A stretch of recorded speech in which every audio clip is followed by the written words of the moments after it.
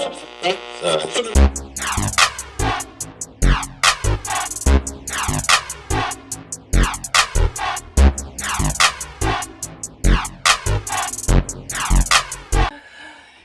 guys, welcome back.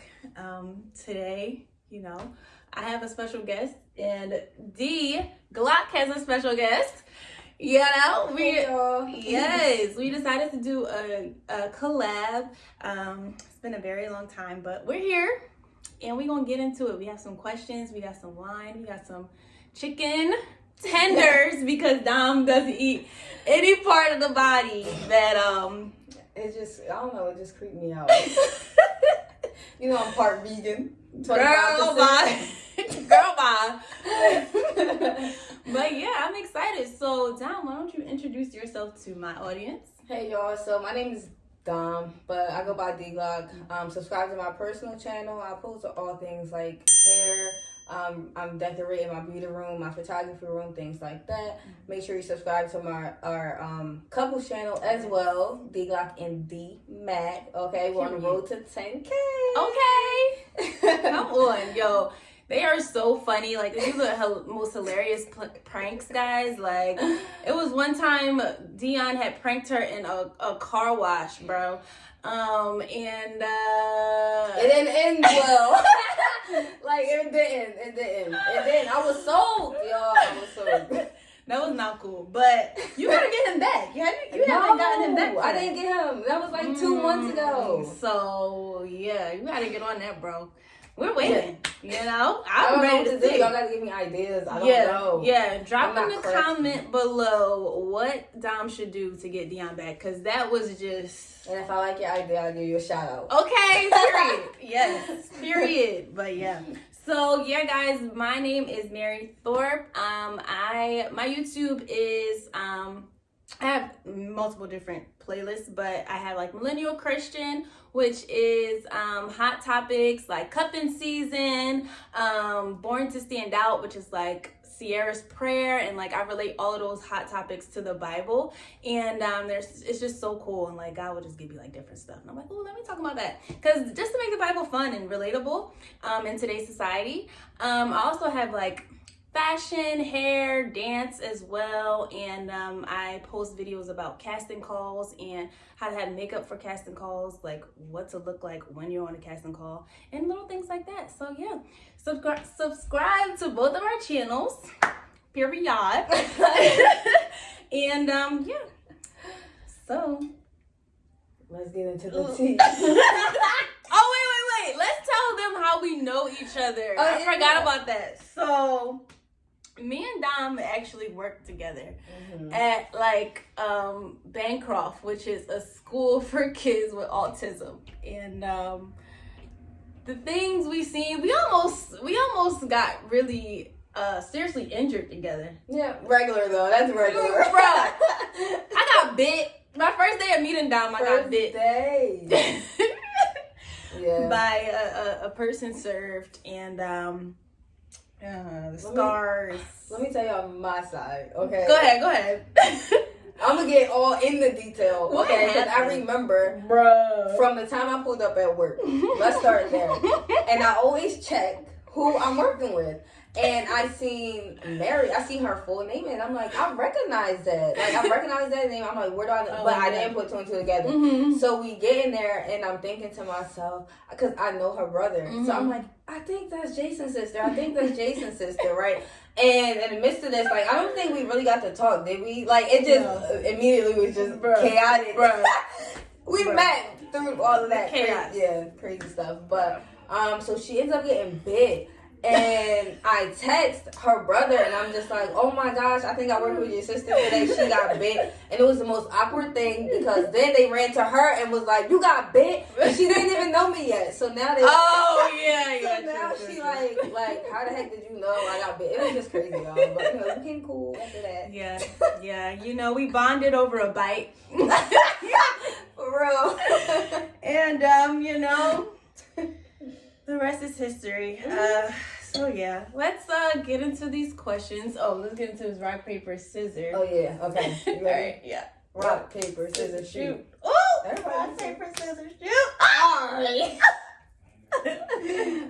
Rock, paper, scissors, shoot. Oh, 1, paper, scissors, shoot. Hey. Rock, paper, scissors, shoot. 2. 1 more. No, that was 2, right? But 2 out of 3. Oh, so I yeah, win. so you won twice. So you got.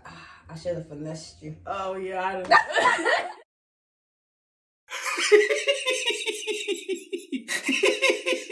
I know what was going on. All right, so this is a good one. 3 red flags that you look for to avoid toxic relationships. So that's to me. Yes. Okay. To avoid why didn't toxic I relationships. Think of this earlier. So you wrote the question down. Right. It's okay. Yo, Straight off the this top. down. I didn't even think about it. All Straight right. off the top. 3 red flags. Honestly, not to judge, but for me, how their last relationship ended says a lot. It does. Although somebody's always or may always tell the better side, so you really can't take that. So honestly, I would go if they have a relationship with God, because that might save a lot of people. That might save a lot of people. You're saying that's a red flag? Oh no, I'm doing green. I'm doing green flags. Red flag. So if they don't have a relationship with God, yes, yeah. Okay. So if they don't have that, that's a red flag for me. Like, go ahead. If they have to impress people, that's a red flag. Yeah. So when I think of impress, I honestly think of like if you're big on social media, like it's a difference to just be like to use social media and to like use social media, like you know what I mean, like there's leverage, you know. Yeah, like there's a big difference, and I say that because I feel like you're easily influenced by other people. So that's one thing I would look at. So that would be a red flag. And the last one,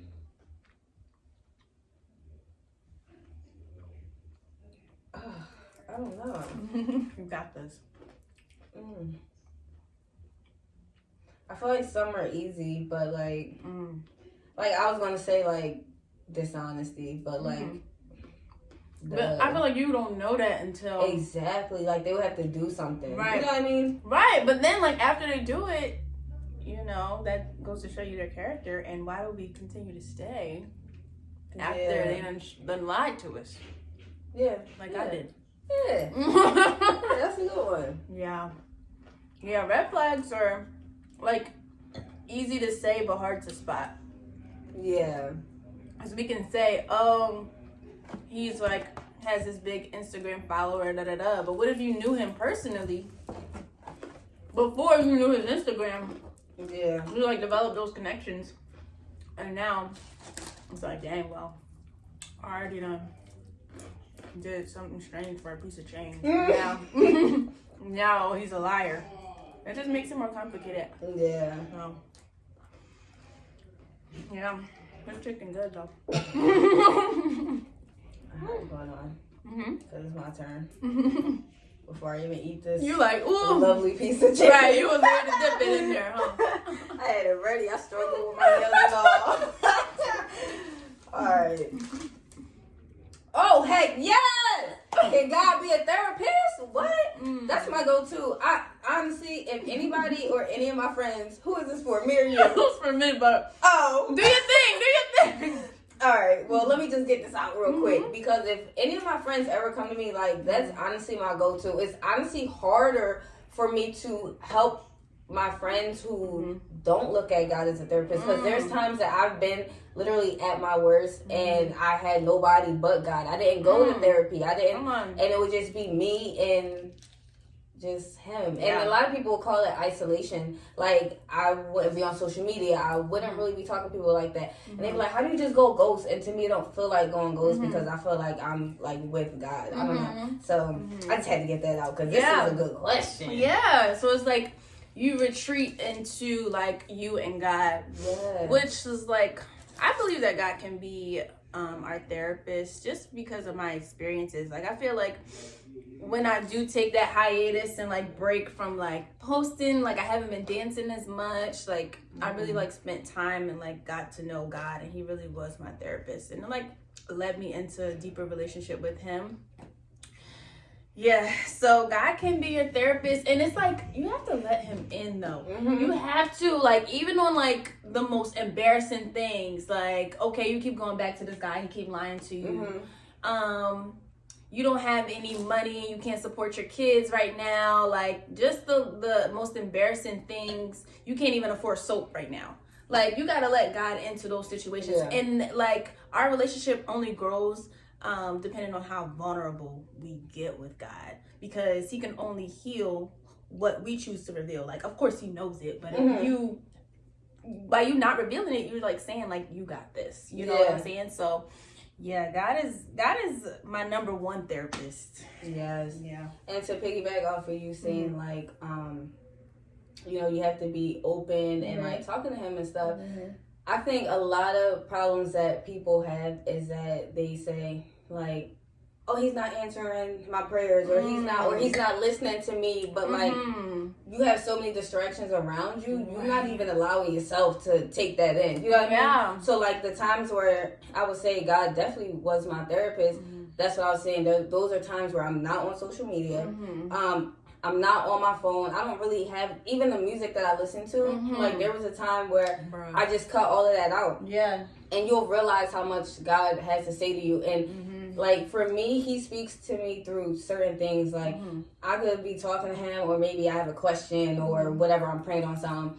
And I swear I'll be in a car or something, and like it'll play on the radio. And like, to other people, it may just be like, oh, this is just something on the radio. But you know when he's speaking to you. Like, I know this is something I asked for, and it's clear as day. Like, so it's stuff like that. So you can't really say like, you know, oh, he don't listen, or oh, and you're not receptive to hearing what he has to say. That is so true. Like, cutting out distractions, bro. Like, social media is a huge distraction, and sometimes like our toxic relationships can be a distraction. Like, for me, like, if, like you said, if you don't believe in God, like, that is just the number one distraction. Like, how do you expect for you to get closer to God if, like, the person you're dating is blocking that connection, you know? Like, for me, like, the person I was dating was always superior to God. And, right? You know what I'm saying? Like, and it took me, I had to humble myself and really be vulnerable with God about that situation, and he revealed that to me. And I'm like, wow, that's so true.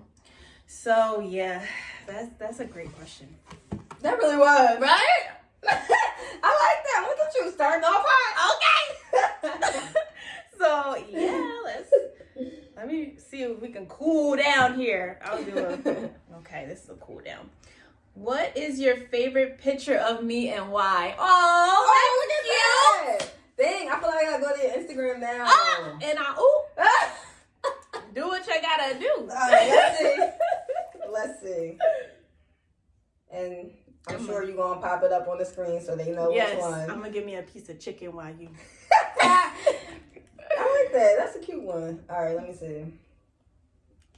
I saw this one. I didn't like this, but let me see. All right, I got two, but I got to pick one. Just one. All right, I think I'm going to go... I'm gonna go with this one. I like. Oh yes! I gotta show y'all. It's gonna be right here on the screen. Yeah. Okay. Right here. All right. Yeah. But honestly, this was my second one. Yes. Yeah, I had to show that too. That's my favorite one. You know? That's the most important one to me. Yeah, I like that one. I had to get in that water. Woo! All right. Side note, this sauce, I never had it. It's so good. Black and Ranch? What? It's so good, bro. Black and Ranch. Don't sleep. All right, let me see.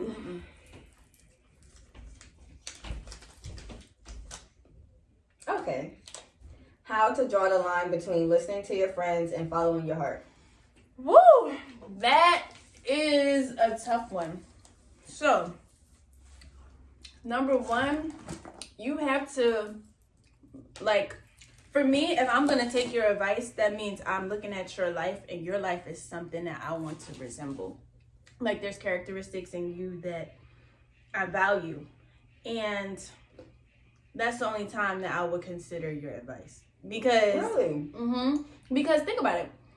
Our perceptions and the way we think is based on our reality. Like, I'm not about to listen to you if you struggling. I'm not about to take financial advice from you if you're struggling to pay your bills. You know what I'm saying? Like, I'm not about to take relationship advice from you if you aren't in a healthy relationship. I'm not about to take spiritual advice from you if you're not reading your Bible. So it's like, but how do I draw that line from those people who I admire and value? Wait, quick question. So would you ask someone based off how well they know you though? So maybe these things aren't aligned. Maybe they're not there financially or whatever you need to ask them a question for. But would you go to them just off the fact that they know you the best? They might not have the best relationships. They might not have the most, money management. But if they know you. Yeah. It's a no. Yeah, it's a no for me. No. It would have to be like, what am I asking them for? Like, are they capable of answering this question? Are they capable of answering this question in a way that, I don't know. That was a good one. That threw me for a loop.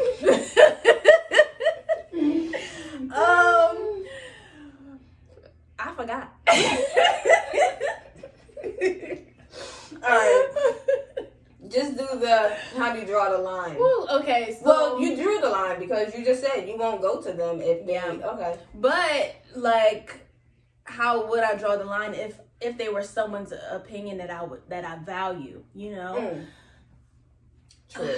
That is tough. So, okay, so I would draw the line that's when I go to God completely. Like, I'm like, you know what? I done heard from this person. They told me sound advice. I heard from this person. They told me sound advice. But I still feel like I still feel like I'm supposed to do something else. So that's when, like, I go to God and, he gives me my answer. Now, it might not be something I don't want to hear. And I'm like, all right. But, yeah, I have to... And that's a all-around question. I feel like I still didn't answer it. It is very broad. It's so you can take it wherever you want. Yeah, it's very complex. That's a good question. What about you? All right, wait. What was the original question? Right. It's I don't know. When would you draw the line? Let me see. I don't know. Gotta open it back up. Yeah, that ain't even the one. All right, let's see. How to draw the line between listening to friends and following your heart. I don't know. I might just be listening to you on that one because I think that's something I'm still trying to figure out.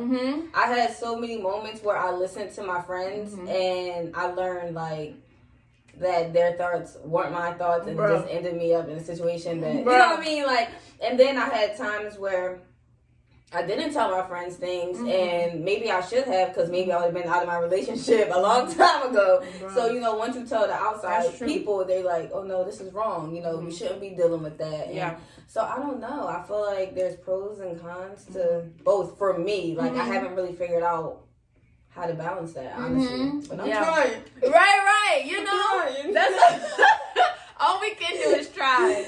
Woo. Oh, it's my turn. That was a great question.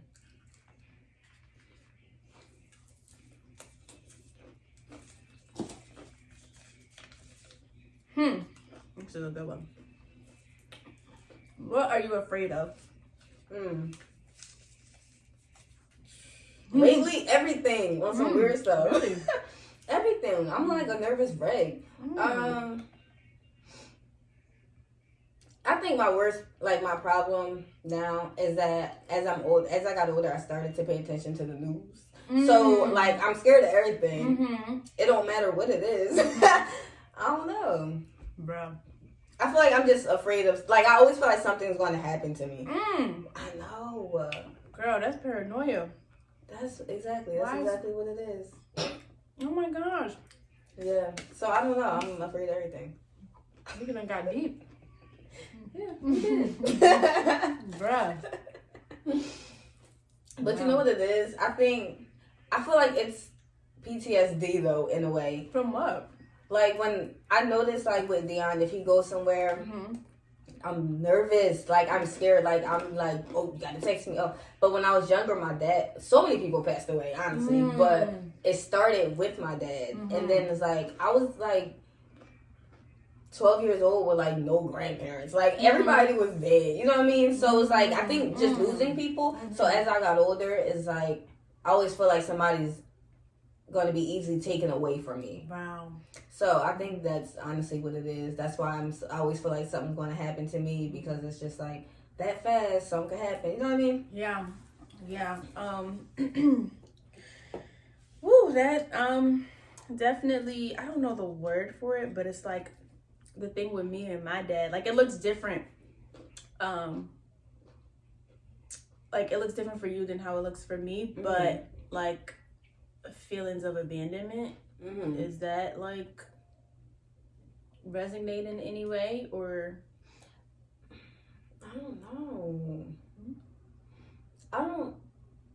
Or fear of abandonment? Yeah, that's definitely what it is. Ooh. That's definitely what it is.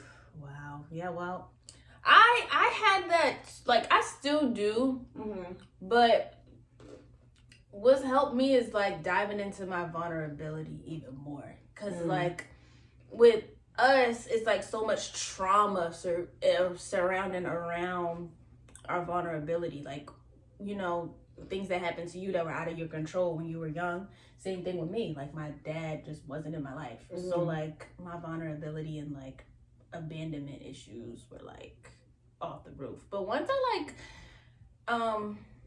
started, like, being more vulnerable, and I think you're doing great with, like, your relationship. Like, that's just an environment to be vulnerable, you know? So, yeah, it's a daily it definitely is. journey. We done got deep again. I didn't think we was gonna get deep. We did. Bro. We've been getting these things deep, bro. Wow. Bruh. Alright. Wait, is it me? Yeah, I think. Okay. Wait. Yeah, because I had... No. What are you afraid of? Oh, yeah. But I still think we was on the friends and the,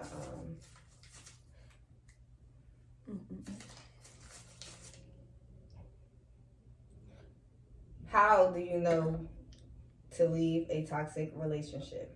I'm sorry, I can't write, y'all. When do you know? When do you know to leave a toxic relationship? Bruh. Well. Oh wait, this is to you. It is, but if you got something to say. No, you say it first and I'll just add on to whatever you got to say. This is another complex question. It is. Bruh. I feel like it depends on like what type of toxic. Like if you getting beat up, if you getting emotionally and physically abused, then you need to go. Like you're associating violence with love, and that ain't it. So in those circumstances, whenever you are physically abused, emotionally abused, and mentally abused, just once you need to go. But if it's like, so let's speak to the ones who it's not that blatant. It's not right in front of their face. So it's like, it's not black or white. Like, oh, he hit me, I should leave, you know? So he's never just gonna full out hit you. It's always gonna be like, first y'all gonna play fight. And this is not for every relationship, but some relationships, it's like play fighting. And like, he gets a little bit too rough with you sometimes. Like, he'll always like play with you and like slowly add aggressive into it, and then he'll like just play slap you. So it's gradual. Yeah, it's gradual. And then, you know, one day he just gonna full on knock your slap. But yeah, guys, it's I laugh to keep from crying because I've been in a physically abusive relationship, and not fun. So yeah, those things you need to go. But like if it's anything besides that, I feel like if you are seeing that he's not making that effort anymore, like he's not basically like valuing you in the relationship in any type of way, then that's when you need to leave. Yeah, I agree. Right here. Dom has a dog. Right hear him breathing. Like, yeah, he's at the door just waiting to come in. All right, let's see. Oh wait, let me reposition myself. How do I want to? Okay, I think I'm gonna sit like this. Is it my question? Oh no, I think it's me. Wait.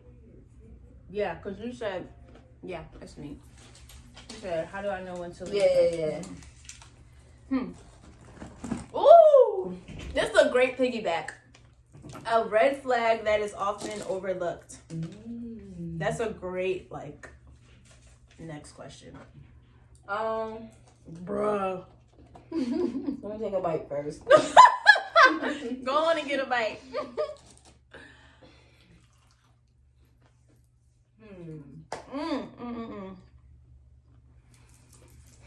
Well, one, I'm going to say cheating or anything that's being disloyal, right? That's the word, disloyal.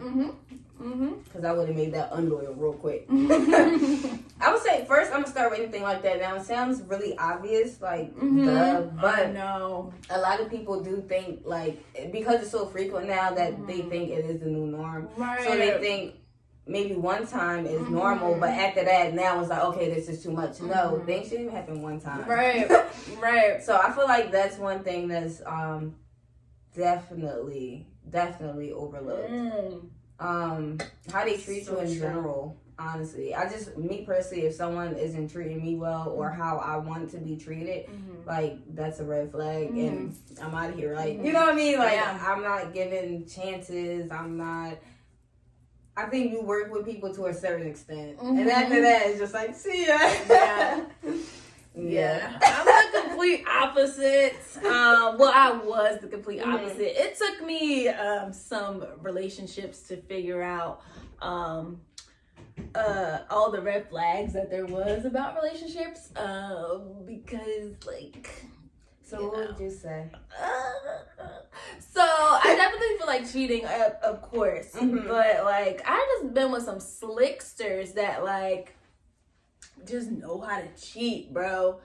For real? Now, when you look back, are there things that you be like, should have caught that? Or, nah, it's like they really got you. Like, I really would have never thought. It's been to the point where, like, looking back, I'm like, they got me. But when I was in it, I'm like, I just was mad dumb. Like, yeah. Oh my gosh. But, like, you know, there was a part of me that, like, suspected stuff, but, like, I didn't want my sense of security to be gone, you know? I'm just like, well, then I'll have nobody. And it's basically, at the end of the day, self-worth and self-love and value.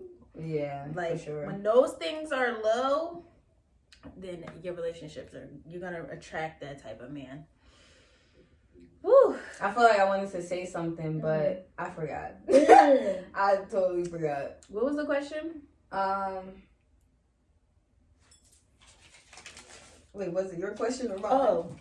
Oh yeah, it was my question. What was it? Oh, it was mine. A red flag that's overlooked. Yeah, a red flag that is often overlooked. Ooh, I don't know. I was gonna piggyback off something you said though, so I forgot. A red flag. I want to answer this.